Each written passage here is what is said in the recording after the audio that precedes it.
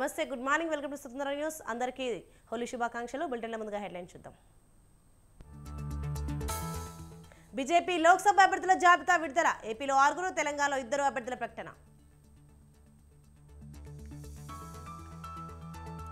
నర్సాపురం నుంచి రఘురామకు no chance, Jagan వల్లే miss అయిందన్న త్రిబుల్-ఆర్.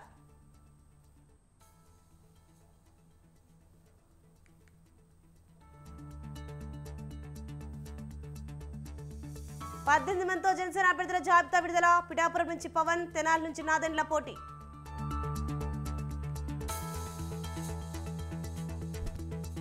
ప్రజాగలం పేరుతో చంద్రబాబు ఎన్నికల ప్రచారం. ఈ నెల 27 నుంచి 31 వరకు రోడ్ షోలు.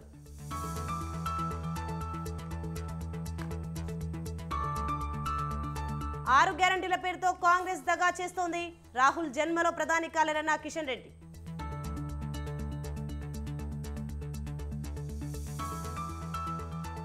ఈ నెల 31న ఇండియా కూటమి మెగా ర్యాలీ. కేజ్రీవాల్ అరెస్టుకు నిరసనగా ఆందోళనలు.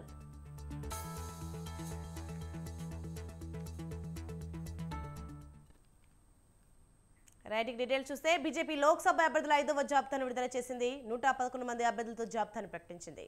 Bollywood star actor Kangana Ranaut BJP తరఫున పోటీలో దిగనుంది. హిమాచల్ ప్రదేశ్ మండి నుంచి ఈమె పోటీ చేయనుంది. ఇక తెలంగాణకు చెందిన 2, ఏపీకి చెందిన 6 అభ్యర్థులను బీజేపీ ప్రకటించింది.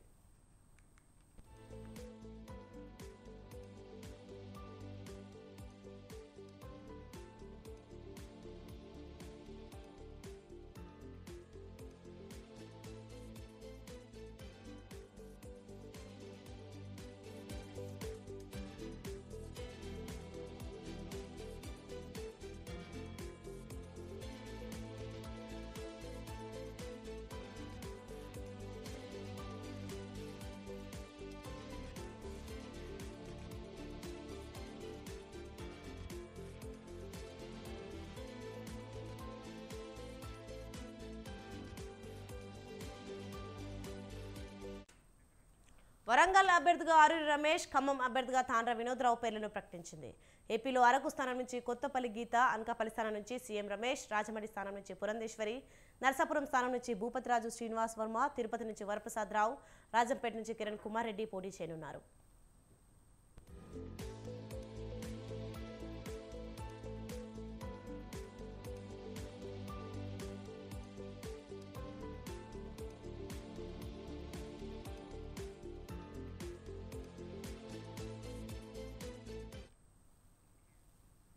నర్సాపురం ఎంపీ రఘురామకృష్ణ రాజుకు చేదు అనుభవం ఎదురైంది.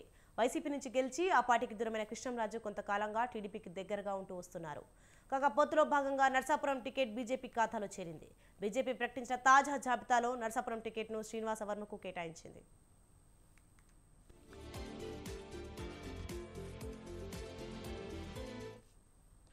కాగా వైసీపీ కుట్ర చేసి తనకు టికెట్ రాకుండా చేసిందని రఘురామ ఆరోపించారు. తనను గతంలో కూడా ఎన్నో ఇబ్బందులు పెట్టారని గుర్తు చేశారు.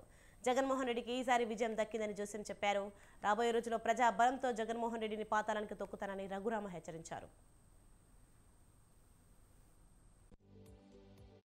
అతని మతానికి చెందిన వాడిని అడ్డం పెట్టి ఇక్కడ రాష్ట్ర ప్రభుత్వంతో కొందరు అధినేతలతో కొమ్మక్కి పోలీసు ముసుగులో కిడ్నాప్ చేసి లేపాలనుకున్నాడు. ఫెయిల్ అయ్యాడు. చాలా ప్రయత్నాలు చేశాడు. వాడు ఫెయిల్ అయ్యాడు. కానీ ప్రతి ఒక్కరికి ప్రతిసారి విజయం దక్కదు. అలా ప్రస్తుతం టెంపరీగా జగన్మోహన్ రెడ్డికి విజయం దక్కింది. రే లఫడగా సంతోషించండి, పర్వాలేదు. ఎందుకంటే నా అపజయాన్ని నేను యాక్సెప్ట్ చేయాలి. నాకు అనుమానం ఉంది జగన్మోహన్ రెడ్డి ఎంత పని చేస్తాడో, చేయగలడు అని. కానీ ఏమో ఒక నమ్మకం, ఒక విశ్వాసం ఉంది. నేను ఓన్లీ టెంపరీగా నా ఓటమని మనస్ఫూర్తిగా అంగీకరిస్తూ వాడి ముందు వాడి 4 సంవత్సరాల కష్టం అన్ని ఫెయిల్ అయిన తర్వాత కొంచెం ఈజీ టార్గెట్ అయ్యా టెంపరీగా సక్సెస్ అయ్యాడు. 3 అడుగులు వెనక్కి వేస్తున్నా. కానీ రాబోయే రోజుల్లో ప్రజాబలంతో, ప్రజల అండతో ప్రతి వ్యక్తి చేత అడుగులు వేయించి రాజకీయంగా వాడిని అధపాతాళానికి తొక్కబోతే నా పేరు రఘుగా చూసుకున్నాం. ఆ తర్వాత ఇక్కడ అతని మతానికి చెందిన వాడిని అడ్డం పెట్టి జనసేన అభ్యర్థుల మరో జాబితాను విడుదల చేసింది. 18 నియోజకవర్గాల అభ్యర్థులను ప్రకటించింది. పిఠాపురం నుంచి పవన్ కళ్యాణ్, నెల్లిమల నుంచి లోకం మాధవి, అనకాపల్లి నుంచి కొంతల రామకృష్ణ, కాకినాడ రూరల్ నుంచి పంతం నానాజీ, రాజానగరం నుంచి బత్తుల రామకృష్ణ, తెనాలి నుంచి నాదెండ్ల మనోహర్ పేర్లను ప్రకటించింది.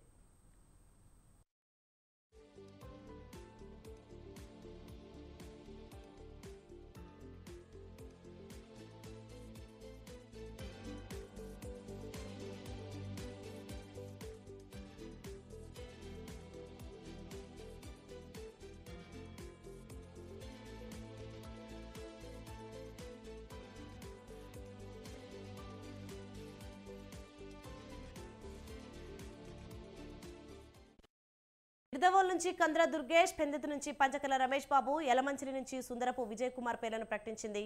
పి గన్నవరం నుంచి గిడ్డి సత్యనారాయణ, రాజోల్ నుంచి దేవవరప్రసాద్, తాడేపల్లి నుంచి బొలిశెట్టి శ్రీనివాస్ను అభ్యర్థులుగా ప్రకటించింది.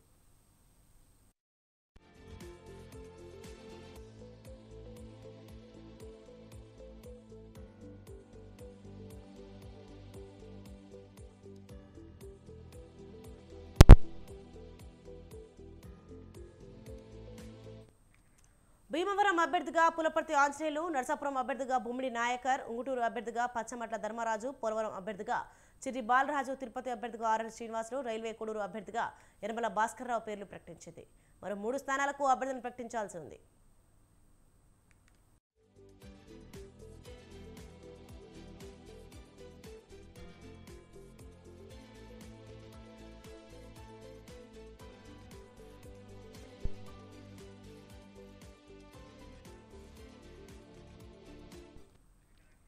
కాకినాడ పార్లమెంట్ అభ్యర్థిగా ఉదయ్ శ్రీనివాస్, మచిలీపట్నం పార్లమెంట్ అభ్యర్థిగా బాలశౌరిని జనసేన ప్రకటించింది.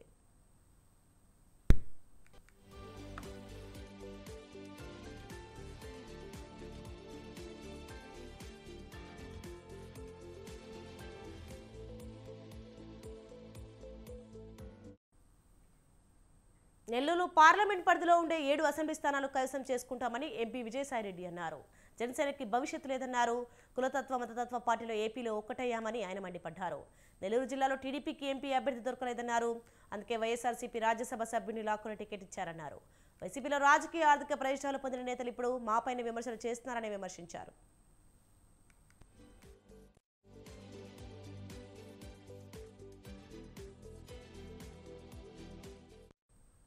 టీడీపీ నేతలు వీధి రౌడీలు, చిల్లర మనుషులాగా ప్రవర్తిస్తున్నారని అన్నారు. మాదక ద్రవ్యాలు దిగుమతి చేసుకున్నది చంద్రబాబు బంధువులకు చెందిన కంపెనీయే అన్నారు విజయసాయిరెడ్డి. డ్రగ్స్ కేసులో టీడీపీ నేతలు దొరికితే వైఎస్ఆర్సీపీ పైకి నెడుతున్నారని అన్నారు. సిబిఐ విచారణలో టీడీపీ నేతల బండారం బయటపడడం ఖాయమన్నారు. చంద్రబాబు సామాజిక వర్గానికి చెందిన చాలా మంది నేతలు బీజేపీకి ఎలక్టరల్ బాండ్స్ ఇచ్చారని అన్నారు విజయసాయిరెడ్డి. ప్రజల అధ్యక్షునికి అభినందనలతో ట్వీట్ పెడితే దాన్ని కూడా తప్పుగా చిత్రీకరిస్తున్నారని ఆగ్రహం వ్యక్తం చేశారు. నెల్లూరు పార్లమెంటు పరిధిలో ఉన్నటువంటి 7 అసెంబ్లీ స్థానాల్ని వైఎస్ఆర్సీపీ కైవసం చేసుకోబోతా ఉంది. జనసేన పార్టీ ఏ ప్రాతినిధ్యం లేనటువంటి అసెంబ్లీలో గాని పార్లమెంటులో గాని ఏ ప్రాతినిధ్యం లేనటువంటి ఒక చిన్న రాజకీయ పార్టీ. ఆ పార్టీకి భవిష్యత్తు లేదు. ఆ పార్టీ వేరే పార్టీలతో అనుసంధానం అయితేనే ఏదో కొంచెం కొద్దో గొప్పో 1-2 సీట్లు వస్తాయన్నటువంటి నమ్మకంతో టీడీపీ, జనసేన, బీజేపీ ఒకటి కావడం జరిగింది. కులతత్వ పార్టీలు, మతతత్వ పార్టీలు ఒకటి కావడం జరిగింది. ఆ పార్టీ నుంచి ఈరోజు 100 మంది చేరటం, నిన్న ఆమ్ ఆద్మీ పార్టీ నుంచి 150 మంది వైఎస్ఆర్ కాంగ్రెస్ పార్టీలో నెల్లూరు జిల్లాలో మాత్రమే చేరడం, ఇవన్నీ కూడా వైఎస్ఆర్ కాంగ్రెస్ పార్టీ రాబోయేటటువంటి ఎన్నికల్లో విజయం సాధించేదానికి సంకేతం అన్నటువంటి విషయం మనకు తెలుస్తానే ఉంది. ఒక్క మాటలో చెప్పాలంటే నెల్లూరు పార్లమెంటు 2009 వరకు రిజర్వ్డ్ పార్లమెంటు కాన్స్టిట్యున్సీగా ఉండింది. నా మొట్టమొదటి ప్రత్యక్ష ఎన్నిక నా సొంత స్థానం నెల్లూరు నుంచి పోటీ చేయడం అన్నటువంటిది నా యొక్క అదృష్టంగా పరిగణిస్తా ఉన్నా. ఏదో ఈ మధ్యన విశాఖపట్నంలో ఏదో సంధ్యాకు అంట, వారెవరో కూడా నాకు తెలియదు. అక్కడ ఏదో కంటైనర్లో మాదక ద్రవ్యాలు వచ్చాయట. ఆ మాదక ద్రవ్యాలు వచ్చిన సంగతి కూడా మనకు తెలియదు. ఆ తర్వాత వైఎస్ఆర్ కాంగ్రెస్ పార్టీ మీద, మా నాయకుల మీద, నాపైన, మా నాయకుడి పైన నిందారోపణలు మోపిన తర్వాత ఈ సంగతి ఏంది అని కానీ ఎంక్వైరీ చేస్తే అప్పుడు తెలిసింది. దీంట్లో ఉన్న వెనక నుండేటటువంటి నడిపించిన వ్యక్తులందరూ కూడా ఏ కంపెనీ పేరుతో అయితే ఈ యొక్క మెటీరియల్ వచ్చిందో వాళ్ళందరూ కూడా చంద్రబాబు సామాజిక వర్గానికి చెందినటువంటి వ్యక్తులు, టీడీపీకి చెందినటువంటి వ్యక్తులు మాత్రమే ఈ యొక్క మాదక ద్రవ్యాల వ్యాపారాన్ని చేస్తున్నారు అన్నటువంటిది. ఎదుటి వ్యక్తి మీద బురద తల్లి నిందలు వేరే వాళ్ల మీద గాని వేస్తే మేము తప్పించుకోవచ్చు అన్నటువంటి చంద్రబాబు నాయుడు సిద్ధాంతం ఎవ్వరు కూడా నమ్మరు. మోడీ గారు, బీజేపీ కూడా చంద్రబాబును నమ్మడం లేదు. ఏదో మొక్కుబడిగా ఏదో అలయన్స్ పెట్టుకున్నారే గాని బీజేపీకి నిజంగా వారి మీద నమ్మకం లేదు. మీకు బ్రిక్స్ అనేది తెలుసు. ఆ దాంట్లో అక్షర క్రమంలో మొదటి దేశం బ్రెజిల్. ఆ ప్రజాస్వామ్యం వేళ్లూనుకునే దిశలో ఇప్పుడే ఉంది. రీసెంట్ గా ఎన్నికలు జరిగాయి. నాకున్న అలవాటు ఏందనంటే ఒక పార్లమెంటరీ పార్టీ నాయకుడిగా, 31 పార్లమెంటు సభ్యులు ఉన్నటువంటి నాయకుడిగా ఏ దేశంలో ఎక్కడ ఎన్నికలు జరిగినా ఎవరు అధికారంలోకి వచ్చినా వాళ్ళని అభినందించడం అన్నటువంటిది ఒక సాంప్రదాయం. ఒక మంచి సాంప్రదాయం. దాని ప్రకారం మామూలుగా ట్వీట్ పెడతాం. దాన్ని కూడా బ్రెజిల్ అధ్యక్షుడికి ట్వీట్ పెట్టాను కాబట్టి ఇది మాదక ద్రవ్యాలతో సంబంధం ఉందన్నటువంటిది చంద్రబాబు నాయుడు చేసేటటువంటి ఆరోపణ చంద్రబాబు నాయుడు దిగజారుడుతనానికి నిదర్శనం. చంద్రబాబు నాయుడిని ఒక నాయకుడిగా నేను పరిగణించట్లేదు. 14 సంవత్సరాలు ముఖ్యమంత్రిగా పనిచేసినటువంటి చంద్రబాబు నాయుడు చేయాల్సినటువంటి విమర్శన ఇది. పట్టాభినో చట్టాభినో ఎవడో అసత్య రమణారెడ్డి అని ఒకడు ఉంటాడు ఆనంద్. ఇటువంటి వాళ్ళ చేత ఇటువంటి నిందారోపణలన్నీ చేయించడం, తను చేసిన తప్పులన్నింటినీ ఇంకా మిగతా వాళ్ళ మీద వేయడం, ఇది ఒక అలవాటుగా చంద్రబాబు నాయుడికి మారిందనని నేను చెప్తా ఉన్నా. వ్యవసాయ రంగాన్ని కాంగ్రెస్ నిర్లక్ష్యం చేస్తున్నారని అన్నారు ఎమ్మెల్యే జగదీష్ రెడ్డి. రాష్ట్రంలో నీరు అందక చాలా చోట్ల పొలాలు ఎండిపోతున్నాయని, ప్రాజెక్టుల నిర్వహణ లోపం వల్లే ఈ పరిస్థితి ఉందని ఎద్దేవా చేశారు. నల్గొండ, ఖమ్మం జిల్లాలో పరిస్థితి ఘోరంగా ఉందన్న ఆయన గతంలో కేఆర్ఎండి అడ్డు చెప్పినా తమ పొలాలకు నీళ్లు ఇచ్చామన్నారు. ప్రభుత్వం ఇక్కడ వసూలు చేసి ఢిల్లీకి ముడుపులు కట్టే పనిలో బిజీగా ఉందన్నారు. తెలంగాణలో కాంగ్రెస్, బీజేపీ అండర్స్టాండింగ్తో అభ్యర్థన పెడుతున్నారని తెలిపారు. ప్రజల్లో బలం లేని ఈ రెండు పార్టీలు కలిసి పనిచేస్తున్నాయని తెలిపారు. కాలం కూడా అదే పద్ధతుల్లో ఇబ్బంది జరిగితే మళ్ళీ పాత పద్ధతులను చెప్పినాం. రైతాంగానికి, రైతు సంఘాలను పిలిచినాం. ప్రభుత్వం చేసే పని ప్రభుత్వం చేస్తుంది, మీరు చేసేది మీరు చేసుకోండి, పంట పొలాలను బతికించుకోండి అని చెప్పిన. అంటే రైతులు బతికించుకోవడం కొరకు, రైతాంగాన్ని కాపాడుకోవడం కొరకు ప్రభుత్వం కొన్నిసార్లు నిబంధనలు పక్కన పెట్టైనా పనిచేస్తున్న పరిస్థితి వస్తే చేసిండు కేసీఆర్ గారు ఆ రోజు. కానీ ఇవాళ దమ్ము లేదు. నాగార్జున సాగర్ కాలువ కట్ట మీద పోవడానికి లాగులు తడుస్తున్నాయి ఆ జిల్లా మంత్రులకు. ఇక్కడ వచ్చి మీడియా ముందట ఎగిరెగిరి పడే మంత్రులు ప్రపంచంలో ప్రతి విషయానికి ఊర్లో పెళ్లికి కుక్కల హడావుడి అని వీళ్ళకి ఏ సంబంధం లేని విషయాల్లో కూడా ఎగిరెగిరి పడే కోమటిరెడ్డి వెంకటరెడ్డి నాగార్జున సాగర్ కట్ట మీద నడు ఇప్పుడు తుమ్ము ఎడవ కాలువ తుమ్ము తీసి నీళ్ళు తీసుకురానికి దమ్ముంటే అది సోయి లేదని చేత కాదు. నిద్ర నటిస్తున్నాడు. 10 రోజులుగా నేను పొలాల గట్లెంబడి తిరుగుతుంటే, ఎండిపోయిన పొలాలు చూసి తిరుగుతుంటే నిద్ర నటిస్తున్నాడు. తేలుగుట్టిన దొంగలాగా తప్పించుకు తిరుగుతున్నాడు. ఉత్తమ్ కుమార్ రెడ్డికి ఉత్తదే పరిజ్ఞానం లేని ముచ్చట. పైగా నీళ్ల మంత్రి, సొంత నియోజకవర్గంలో ఎండిపోతున్నాయి. ఒకవైపు గోదావరిలో, ఇంకోవైపు హుజూర్నగర్. ఇటు కృష్ణ నీళ్లు, అటు గోదావరి నీళ్లు, రెండింటితో కాపాడుకునే అవకాశం ఉండే. కానీ అది లేదు ఆలోచన. బీజేపీ ఉసుగొలిస్తేనే ఈ ఈడీ కేసులో అయితే విషయం ఏముంది. ఆ కేసులో 2 సంవత్సరాల పైగా విచారణ చేసి వీళ్ళే విచారించి వీళ్ళే వదిలేసి,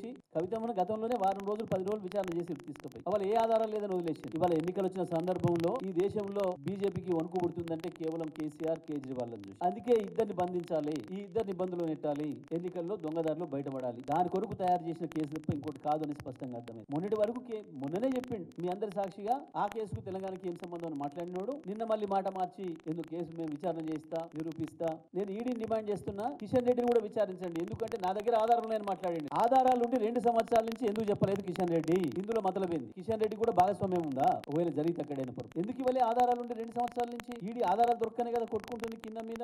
ఏ ఆధారాలు లేకనే కదా ఎలా కలబడ్డది. కాంగ్రెస్ 100 రోజుల పాలన విఫలమైందని అన్నారు ఎమ్మెల్యే హరీష్ రావు. కాంగ్రెస్ 100 రోజుల పాలన 180 మంది రైతులు ఆత్మహత్య చేసుకున్నారని ఆరోపించారు. సీఎం రేవంత్ రెడ్డి గేట్లు తెరవాల్సింది నేతల కోసం కాదు, రైతుల కోసమని ఎద్దేవా చేశారు. చేరికల కోసం బీఆర్ఎస్ ఎమ్మెల్యేలు ఇళ్లకు వెళ్తున్న సీఎం రైతులు చనిపోతుంటే పరామర్శించేందుకు మాత్రం వెళ్లడం లేదని విమర్శించారు. జనగామ జిల్లా దేవరుపల్లిలో పర్యటించిన ఆయన ఎండిన పంటలు పరిశీలించారు. ఎకరానికి 25,000 నష్టపరిహారం ఇవ్వాలని డిమాండ్ చేశారు. సీఎం, మంత్రులు రైతుల వద్దకు వెళ్లి వారిలో ఆత్మవిశ్వాసం కల్పించాలని కోరారు.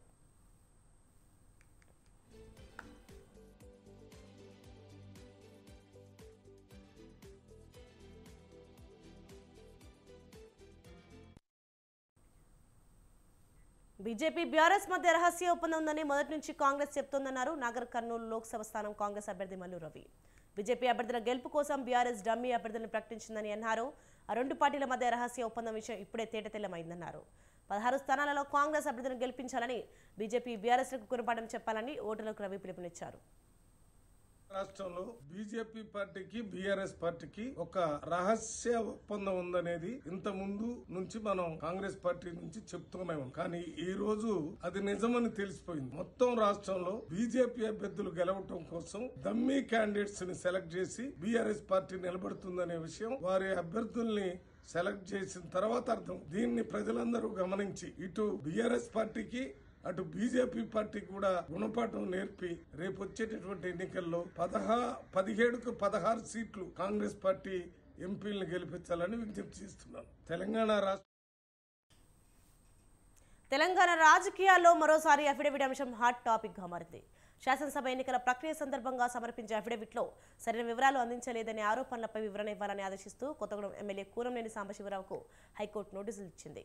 దీంతో ఈ వ్యవహారం మరోసారి రాష్ట్ర రాజకీయాల్లో చర్చకు దారితీసింది.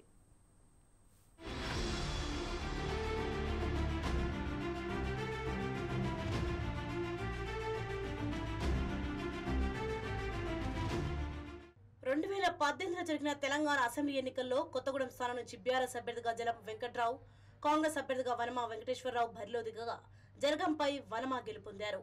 అయితే నామినేషన్ సందర్భంగా వనమా సరైన వివరాలు సమర్పించలేదంటూ జలగం వెంకట్రావు హైకోర్టును ఆశ్రయించారు. దీనిపై సుదీర్ఘంగా విచారణ జరిపిన న్యాయస్థానం 2023 జూన్లో వనమా ఎన్నిక చెల్లదంటూ తీర్పునిచ్చింది.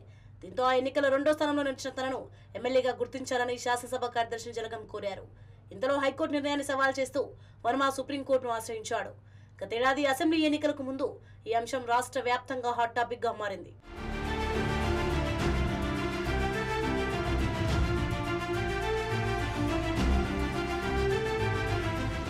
జలగం వర్సెస్ వనమా కేసు రాష్ట్ర వ్యాప్తంగా సంచలనం సృష్టించడంతో ఈసారి జరిగిన ఎన్నికల్లో నామినేషన్ల అంశంపై అన్ని పార్టీల ప్రత్యేక దృష్టి సారించాయి. బీఆర్ఎస్ తమ రాష్ట్ర కార్యాలయంలో నామినేషన్ పత్రాల కోసం ప్రత్యేక శిబిరం ఏర్పాటు చేసిందంటే ఏ మేర ఫోకస్ పెట్టిందో అర్థమైపోతోంది. మరోపక్క కొత్తగూడెంలో నామినేషన్ల దరఖాస్తు పరిశీలన హాట్ గా సాగింది. ఈ స్థానం నుంచి మొత్తం 36 నామినేషన్లు దాఖలయ్యాయి. ఇందులో దరఖాస్తు పరిశీలన హాట్ గా సాగింది. ఈ స్థానం నుంచి మొత్తం 36 నామినేషన్లు దాఖలయ్యాయి. ఇందులో సిపిఐ అభ్యర్థి కురంనేని సాంబశివరావు, బీఎస్పీ అభ్యర్థి కామేష్ తో పాటు మరికొందరు అభ్యర్థులు అఫిడవిట్లో సమర్పించిన అంశాలపై మరో అభ్యర్థి జలగం వెంకట్రావు అభ్యంతరాలు వ్యక్తం చేశారు. దీంతో ఎన్నికల అధికారులు రాష్ట్ర అధికారులతో సంప్రదింపులు జరిపి నిర్ణయం తీసుకోవాల్సి వచ్చింది. ఇలాంటి పరిణామాల తర్వాత ఇప్పుడు హైకోర్టులో అఫిడవిట్లపై ఆరోపణలు దాఖలు కావడంతో మరోసారి ఈ వ్యవహారం హాట్ టాపిక్ గా మారింది.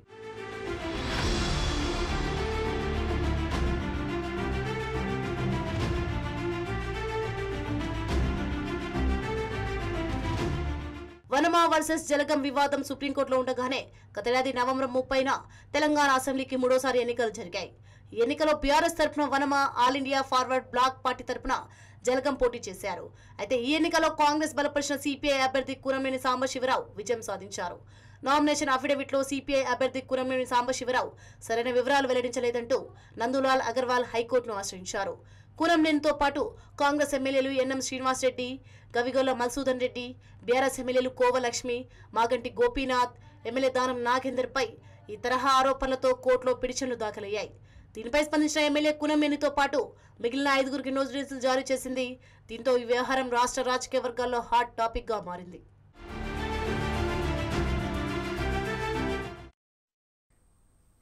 ఎప్పుడొచ్చామన్నది కాదు, టికెట్ కొట్టామా లేదా అన్నట్టున్నాయి పార్లమెంట్ ఎన్నికలు. లోక్సభ ఎన్నికల వేళ జంపింగ్ జబ్బాంగ్ల డిమాండ్ మామూలుగా లేదు. ఇవాళ కండువా కప్పుకుంటే చాలు రేపే టికెట్ వచ్చి వాళ్తుందన్నట్టుంది వ్యవహారం. పార్టీ కోసం ఎన్ని రోజులు కష్టపడ్డామన్నా లెక్కలేదు. నిన్న మొన్న దుమ్మెత్తి పోసారనే అన్న ఆక్రోశం లేదు. ఈ గట్టు నుంచి ఆ గట్టుకు చేరితే చాలు కండువా మార్చే టికెట్ కొట్టే అన్నట్టున్నాయి తెలంగాణ రాజకీయాలు.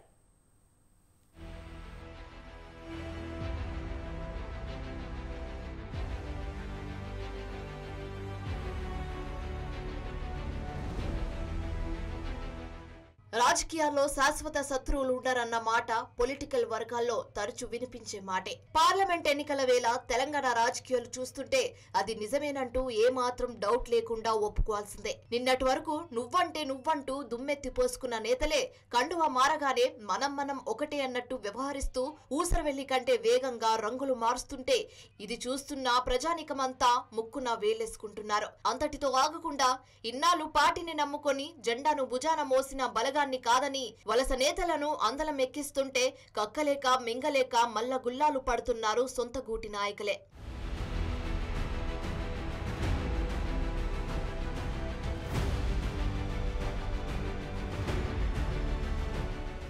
పార్లమెంట్ ఎన్నికల్లో పైచేయి సాధించేందుకు ప్రధాన పార్టీలన్నీ పావులు కదుపుతున్నాయి. ఈ నేపథ్యంలోనే పార్టీ తీరుతో కాస్త అలకబూనితే చాలు పక్క పార్టీ నేతలకు గాలం వేసి లాక్కుంటున్నాయి. అందుకు టికెట్ నే ఎరగవేస్తున్నాయి. ముఖ్యంగా అధికారం పోయి నిస్తేజంలో ఉన్న గులాబీ నేతలకు టికెట్ ఆశ చూపి మొత్తం శిబిరాన్ని ఖాళీ చేయించారంటే రెండు జాతీయ పార్టీలు ఏ మేర వ్యూహాలు రచిస్తున్నారో ఇట్టే అర్థమవుతుంది.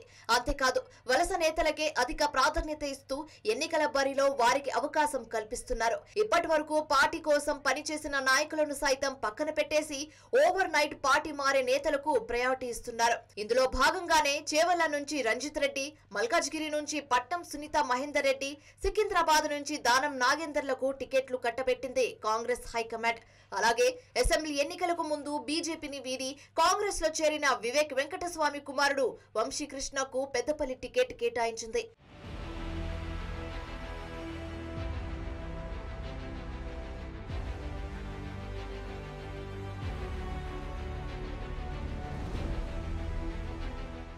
మరోవైపు బీజేపీలోనూ ఇదే పరిస్థితి కనిపిస్తుంది. అభ్యర్థుల ప్రకటనకు ఒక్కరోజు ముందు పార్టీలో చేరిన బీబీ పాటిల్ కు జహీరాబాద్ టికెట్ కేటాయించింది. Nagar Kurnool ticket sitting MP Pothuganti Ramulu కుమారుడు భరత్ కు, నల్గొండ సైదిరెడ్డి, మహబూబాబాద్ ను మాజీ ఎంపీ సీతారాం నాయకులకు అధిష్టానం కట్టబెట్టింది. ఇటీవల పార్టీలో చేరిన ఆరూరి రమేష్ కు సైతం వరంగల్ టికెట్ హామీ దక్కింది. వరంగల్, ఖమ్మం స్థానాలకు అభ్యర్థులను ప్రకటించాల్సి ఉండగా ఆ 2 స్థానాలను కూడా ఇతర పార్టీల నుంచి వచ్చిన నేతలకే అన్న ప్రచారం జోరుగా సాగుతోంది.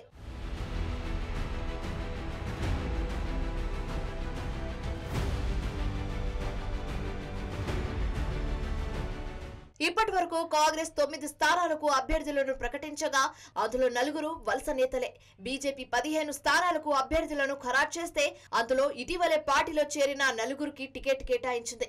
ఇక కాంగ్రెస్ ప్రకటించిన 8 స్థానాల్లో ఇంకా ఎంతమంది ఇతర పార్టీల వారు ఉంటారో అన్న అసంతృప్తి ఆ పార్టీ నేతల్లో ఇప్పటికే వినిపిస్తోంది. గడ్డుకాల పరిస్థితిలోనూ మొదటి నుంచి పార్టీని నమ్ముకొని ఆ పార్టీ జెండాని వదలకుండా భుజాలపై మోసిన తమను కాదని జంపింగ్ జపాంగ్లకే అధిక ప్రాముఖ్యతనిస్తుంటే అటు హస్తం శ్రేణులు ఇటు కమలనాథులు జీర్ణించలేకపోతున్నారట. 10 ఏళ్ల పాటు తమను ఇబ్బందులను గురి చేసిన వారే సొంత పార్టీ ఎంపీ అభ్యర్థులు కావడంతో అధిష్టానం ముందు కక్కలేక మింగలేక మల్ల గుల్లాలు పడుతున్నట్టు తెలుస్తోంది.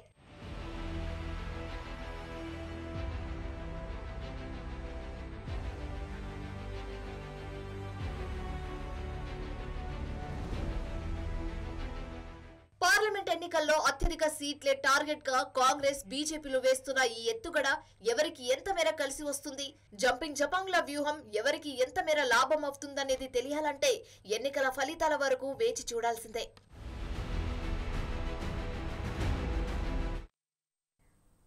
తూర్పుగోదావరి జిల్లా ఆనపర్తి నియోజకవర్గంలో టీడీపీ సీటుకు విచిత్రమైన పరిస్థితి నెలకొంది. ఆ నియోజకవర్గంలో ఎవరు గెలిస్తే ఆ పార్టీ సీఎం అభ్యర్థి అవుతారని ఒక సెంటిమెంట్ ప్రచారంలో ఉంది. కానీ ఈరోజు టీడీపీ పరిస్థితి అడఖత్తర్లో పోకచక్కలా తయారైంది. ఎప్పటి నుంచో పార్టీకి అండగా ఉన్న రామకృష్ణారెడ్డికి సీట్ లేదన్న విషయాన్ని ఆ పార్టీ నియోజకవర్గ శ్రేణులు జీర్ణించుకోలేకపోతున్నాయి. ఇది నిజమో అబద్ధమో తెలియని పరిస్థితిలో రామకృష్ణారెడ్డి ఇంటి వద్ద ధర్నాకు దిగారు.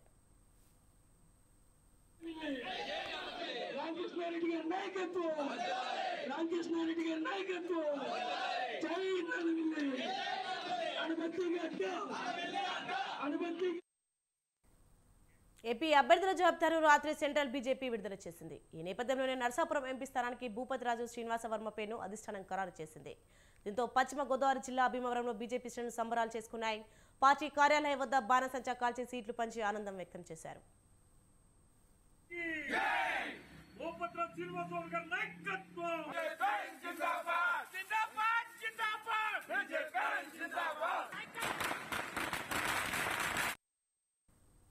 విశాఖలో డ్రగ్స్ కేసులో సంచలన విషయాలు బయటపడుతున్నాయి. ఈ కేసు ఇప్పుడు కాకినాడ జిల్లాను కూడా కుదిపేస్తోంది. ములాపేట సెజ్ కాలనీలో ఈ కేసులో కీలకంగా ఉన్న సంధ్య ఆక్వాకు చెందిన బస్సు నిలిపి ఉంచడం కలకలం రేపుతోంది. ఇదే సమయంలో డ్రగ్స్ వ్యవహారంలో అధికార ప్రతిపక్షాల మధ్య మడల యుద్ధం మరింత ముదురుతోంది. ఫలితంగా ఏపీలో ఎన్నికల వేళ మత్తు రాజకీయం మరింత వేడెక్కింది.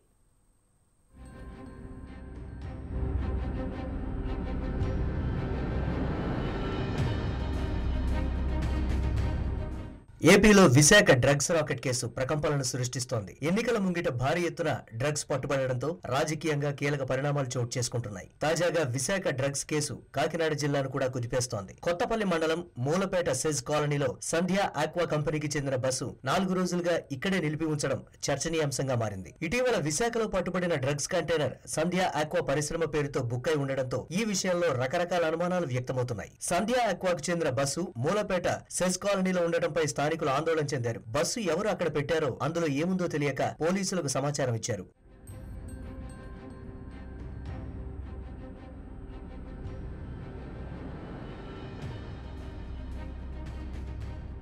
బస్సులో పెద్ద ఎత్తున ఉన్న బాక్సుల్లో డ్రగ్స్ ముడిసరుకు ఉందనే ప్రచారం దావానాలంలా వ్యాపించడంతో ఉప్పాడ కొత్తపల్లి ఎస్ఐ స్వామినాయుడు బస్సులో తనిఖీలు చేపట్టారు. పలు రకాల రికార్డులు, కంప్యూటర్ సామాగ్రి ఉన్నట్లు గుర్తించారు. బస్సు బ్రేక్ డౌన్ కావడంతో గత 3 రోజులుగా సెజ్ కాలనీలో డ్రైవర్ బస్సు నిలిపివేశారని వివరణ ఇచ్చారు. అయితే 4 రోజులుగా మూలపేట సెజ్ కాలనీలో బస్సు నిలిచిపోయి ఉండటం, కంప్యూటర్ సామాగ్రి, కంపెనీ రికార్డులు బస్సులో ఉండటం మరింత అనుమానాలను కలిగిస్తున్నాయని స్థానికులు చెబుతున్నారు. మొదటగా కంపెనీ సిబ్బందికి సమాచారం ఇచ్చినప్పటికీ ఎవరూ స్పందించలేదని, పోలీసులు వచ్చిన తర్వాత మాత్రమే సిబ్బంది వచ్చారని అంటున్నారు.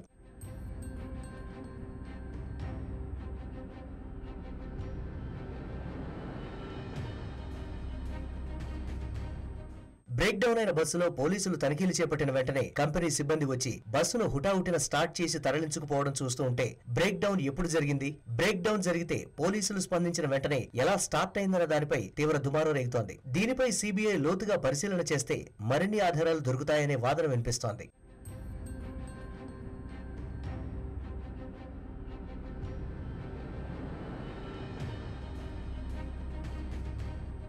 మరోవైపు సిబిఐ విచారణ కొనసాగుతూ ఉండగానే విశాఖ డ్రగ్స్ కంటైనర్ వ్యవహారం రాజకీయ రంగు పులుముకుంది. డ్రగ్స్ పై పార్టీల మధ్య డైలాగ్ వార్ పీక్స్ కు వెళ్లింది. మీరంటే మీరే కారణమంటూ నేతలు పరస్పరం ఆరోపణలు చేసుకుంటున్నారు. ఫలితంగా ఎన్నికల వేళ మత్తు రాజకీయం మరింత వేడెక్కింది. విశాఖ డ్రగ్స్ కేసులో నిందితులుగా ఉన్నది వైసీపీ నాయకులేనని ఆరోపించారు టీడీపీ అధినేత చంద్రబాబు. కూనం వీరభద్రరావుకు వైసీపీ నాయకులతో సంబంధాలున్నాయని, సంక్రాంతి సందర్భంగా ఏర్పాటు చేసిన ఫ్లెక్సీల్లో జగన్, వైసీపీ నేతల ఫోటోలు ఉన్నాయని, దీనికి సమాధానం చెప్పకుండా తిరిగి తమపై దాడి చేసేందుకు వైసీపీ ప్రయత్నం చేస్తోందన్నారు. లేటెస్ట్ మీరు ఒకసారి చూస్తే ఎంత దుర్మార్గం అంటే విశాఖపట్నంలో డ్రగ్స్ పట్టుకున్నారు. క్లియర్ కట్ గా డ్రగ్స్ పట్టుకున్న తర్వాత మామూలుగా కూడా కాదు, 25,000 కేజీలు డ్రగ్స్ వచ్చాయి. అది కూడా డ్రై ఈస్ట్ పేరుతో బ్రెజిల్ నుంచి కన్సైన్మెంట్ వచ్చింది. అటు కంటైనర్ తీసుకొచ్చిన వ్యక్తి, ఇటు అధికారులు పోయి డిలే చేయడానికి ప్రయత్నం చేశారు. డిలే చేసిన తర్వాత మనం అడిగాం, నిన్న ఏదైతే విశాఖపట్నంలో జరిగితే మీరు ఆ ఫోటో చూస్తే వాళ్ళ పార్టీ వ్యక్తి, మనం చెప్తే ఇమ్మీడియట్ గా మన మీద మళ్ళా ఆరోపణ. అంటే ఎంత దుర్మార్గం అంటే ఆ ఫోటో మీరు చూడండి. కోనం వీరభద్రరావు, కోనం కృష్ణకుమారి. అదే సమయంలో బ్రెజిల్ ప్రెసిడెంట్ తో ఆయన అవుతానే విజయసాయి రెడ్డి ఒక ట్వీట్. వీళ్ళు ఎక్కడికి వచ్చారో నాకైతే అర్థం కావడం లేదు. ఇప్పుడు కంటైన్మెంట్ ఎక్కడి నుంచి స్టార్ట్ అయింది? బ్రెజిల్ నుంచి స్టార్ట్ అయింది. బ్రెజిల్ ప్రెసిడెంట్ తో కనెక్షన్ ఉంది. గొప్ప నాయకుడు కదా ఆయన, ప్రధానమంత్రి స్థాయి వ్యక్తి కాదు, ఇంటర్నేషనల్ మాఫియా. ఇకపోతే వైసీపీపై నిరాధారమైన ఆరోపణలు చేస్తున్నారని మండిపడ్డారు విజయసాయిరెడ్డి. సంధ్యా ఆక్వా కంపెనీ చంద్రబాబు సామాజిక వర్గానికి చెందిన వారిదేనని, టీడీపీ నేతలతో వారికి సత్సంబంధాలున్నాయని ఆరోపించారు. బ్రెజిల్ అధ్యక్షుడిని అభినందిస్తూ ట్వీట్ చేస్తే దాన్ని కూడా తప్పుగా చిత్రీకరిస్తున్నారని చెప్పారు. మాదక ద్రవ్యాలు దిగుమతిపై విచారణ జరుగుతోందని, వాస్తవాలు వెలుగులోకి వస్తాయని విజయసాయి తెలిపారు. నాకున్న అలవాటు ఏందనంటే, ఒక పార్లమెంటరీ పార్టీ నాయకుడిగా, 31 పార్లమెంటు సభ్యులు ఉన్నటువంటి నాయకుడిగా, ఏ దేశంలో ఎక్కడ ఎన్నికలు జరిగినా, ఎవరు అధికారంలోకి వచ్చినా వాళ్ళని అభినందించడం అన్నటువంటిది ఒక సాంప్రదాయం, ఒక మంచి సాంప్రదాయం. దాని ప్రకారం మామూలుగా ట్వీట్ పెడతాం. దాన్ని కూడా బ్రెజిల్ అధ్యక్షుడికి ట్వీట్ పెట్టాను కాబట్టి ఇది మాదక ద్రవ్యాలతో సంబంధం ఉందన్నటువంటిది చంద్రబాబు నాయుడు చేసేటటువంటి ఆరోపణ చంద్రబాబు నాయుడు దిగజారుడుతనానికి నిదర్శనం. చంద్రబాబు నాయుడిని ఒక నాయకుడిగా నేను పరిగణించట్లేదు. 14 సంవత్సరాలు ముఖ్యమంత్రిగా పనిచేసినటువంటి చంద్రబాబు నాయుడు చేయాల్సినటువంటి విమర్శన ఇది. పట్టాభినో చట్టాభినో ఎవడో అసత్య రమణారెడ్డి అని ఒకడు ఉంటాడు ఆనంద్. ఇటువంటి వాళ్ళ చేత ఇటువంటి నిందారోపణలన్నీ చేయించడం, తను చేసిన తప్పులన్నింటినీ ఇంకా మిగతా వాళ్ళ మీద వేయడం, ఇది ఒక అలవాటుగా చంద్రబాబు నాయుడికి మారిందనని నేను చెప్తా ఉన్నా. మొత్తానికి ఎన్నికల ముందు ఏపీలో రాజకీయం డ్రగ్స్ చుట్టూ తిరుగుతోంది. సరిగ్గా ఎన్నికల ముందు డ్రగ్స్ రాకెట్ పట్టుబడడంతో అధికార ప్రతిపక్ష పార్టీలు కత్తులు దూసుకుంటున్నాయి. మరి రానున్న ఎన్నికల్లో ఈ డ్రగ్స్ వ్యవహారం ఎన్ని మలుపులు తిరుగుతుందో చూడాలి. Updates. For more updates, keep watching Swatandhra News.